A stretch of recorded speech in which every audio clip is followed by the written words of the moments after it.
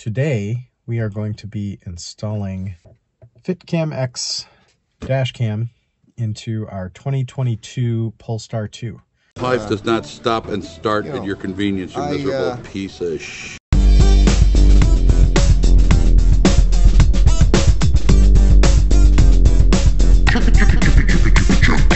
Here are the tools that you're going to need: a 1/4-inch socket, an extension, and to go with those you need a 7mm, that's for the rear trim piece. You need an 8mm for the front trim piece. You're going to need a T25 Torx for the very rear trim piece, a small Phillips screwdriver, a small flathead screwdriver, the included trim removal tool, at least one, probably two long zip ties. And then to make things easier, this is optional, but one of these, which is called fish tape, and you can get these relatively inexpensively. It's not necessary, but it saved me a lot of time. I didn't have to remove the headliner. So right now we're looking at the rearview mirror. Right here we have the FitCamX camera in its little built-in stealth housing, which I believe is going to replace this piece right here and be up snug against the top. So one of the cool things about this kit is that it will be very easy to install. It's got a plug-and-play harness. There's no cutting or wiring or anything. It just goes right in between. That makes the front camera installation quite easy. The hard part is going to be the rear camera, which comes with this nice long wiring harness, and that means I have to find a way to route that cable all the way into the back. All right, step one is going to be to remove this little panel right here. One thing to note is that this part just pops out. What you'll want to do if you get your plastic pry tool in there is just place your finger here to keep it stiff, and then when you pry it out, it should just pop out. Just to give you a little more confidence, you can see that these tabs shouldn't break if you just pull on it. We're going to remove this housing right here around the rearview mirror stem. And this part just pops off as well. You can see that's where these little tabs fit into. Just requires you to pull down a little bit. Next, we're going to remove this larger housing just by prying around the edge with our plastic tool. Hopefully that'll come out pretty easy. I'll start here and find a spot. There you go. Once you get a little, again, just showing where the tabs are. It's the four corners, so the two closest to the headliner, and then these two are about halfway between those vents and the front. So if you just get your pry tool in there, pop those four out, you'll be good to go.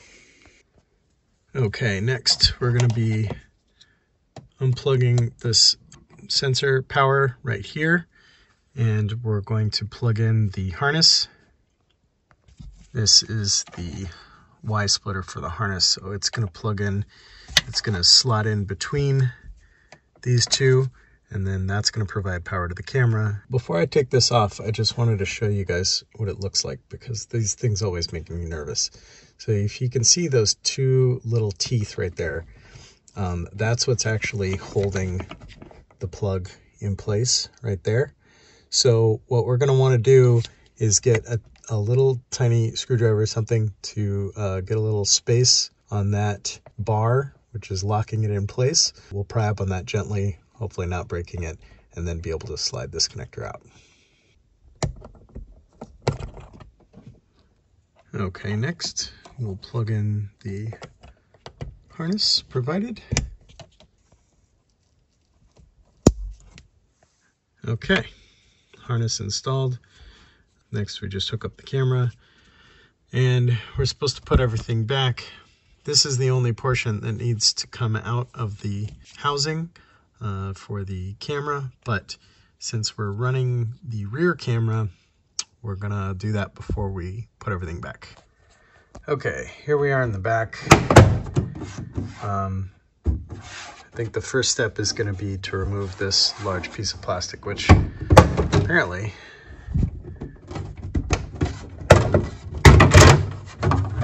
is as easy as that. Okay, next step is to back out this screw. You don't have to take it all the way out, just enough to where it's not connected anymore. And then this just pulls away from, starting from this side, pull away, and then you can slide it out here. You can see where that screw was slotted in. So now the next step is we're going to attempt to run the camera cable through this harness boot. Next, we're going to move this piece of headliner trim. It pries out from this side, but first thing you got to do is remove this little airbag plastic cover. And there's a bolt underneath there. After we get that, we should be able to pry it from this side on out. Okay, so it turns out this is all connected. It's all one piece. So after you remove the top, you'll notice that this piece right here comes out of this green thing, and then basically everything else, the whole thing just kind of falls out. There's these 3 clips on the bottom. What I've done here is I've run a zip tie through from right here. You can reach back here with your hand. So here's the zip tie, one end, here's the other. So what I'll do is I'll attach with some tape the female end of the long wire, and we'll pull it through here, and we'll get enough that we can pull that through this boot, and then we'll get enough that we can fish that through over to where it's going to connect to the camera. Okay, you can see that I've got the cable fished through there pretty easily. And then the harder part, I took the zip tie out, and now I've run it through here. Now this is very sticky rubber, very flexible rubber, which means it took a little bit of finagling, but I was able to get this in here. Now I'm going to tape the wire to this end of the zip tie and hopefully be able to pull it through there. It is going to be a little snug, but there's plenty of room in here. It's not, the harness doesn't take up the whole boot. So there's no reason this shouldn't fit in there. It just might take a little effort. This was the hardest part so far. What I wound up doing is really taping this zip tie on here well, and you gotta kind of shimmy it through there. It just takes some patience and you can get it through. So we got the cable through, and it's still connected to my zip tie. I'm gonna undo it. So I think what the next step I'm gonna do is I'm gonna go ahead and install the camera so that we don't have too much slack up here. The slack will probably wind up being taken up down here in this little well once we figure out exactly how much space we need. But I'm gonna go ahead and completely finish off this portion of it, and then we can start running the cable along to the front. Camera is installed. That is the extent of the cable that you get to see. It's all tucked under here. It's running through the boot. And then now what we got to do before we put this piece back, we're going to find out how much slack we have. I think we're going to collect it all right here so it can all sit in there. Next, I need to run the cable up to the front. I'm using fish tape to go from the front to the back. I did not want to pull down the headliner, and this seemed a much easier way to do it. So what I did was I just unscrewed that A-pillar cover. Again, you remove the little cap hiding the bolts. This bolt is an 8mm, the one in the back is a 7. Then you just get enough space to put the fish tape in, run it, just push it on through, and it comes out the back. So now what we'll do is we'll attach our cable here and we'll bring it through to the front. The cable has been pulled through from the other side. So now I just want to pull enough slack. I'm going to route it through here and up here so that we can plug it in on this side. We should be able to pull on this and see that slack get taken up.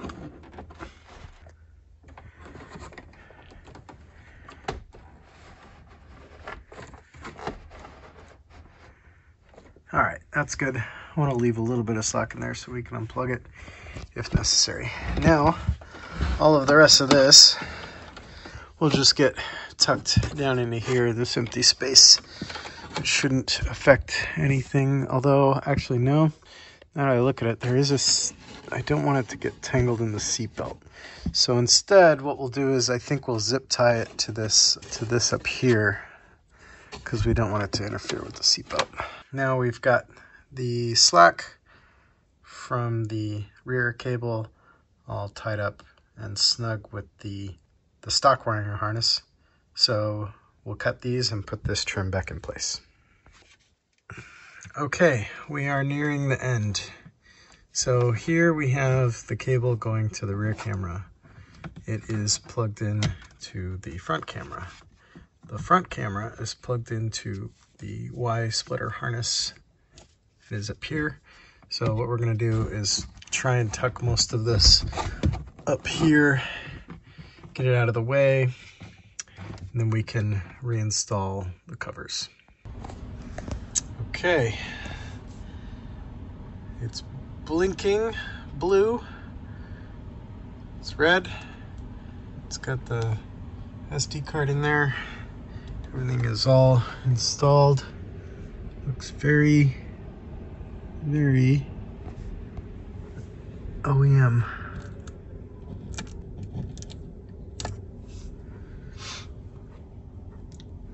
So now it's time to see if we can get the app to work. As you can see, the app is working. I didn't record the steps to get it configured, but I'll leave a link in the description to the video from FitCam that showed me the setup process. So the final step was to adjust the rear and then just using a screwdriver, small screwdriver, tighten these on either side.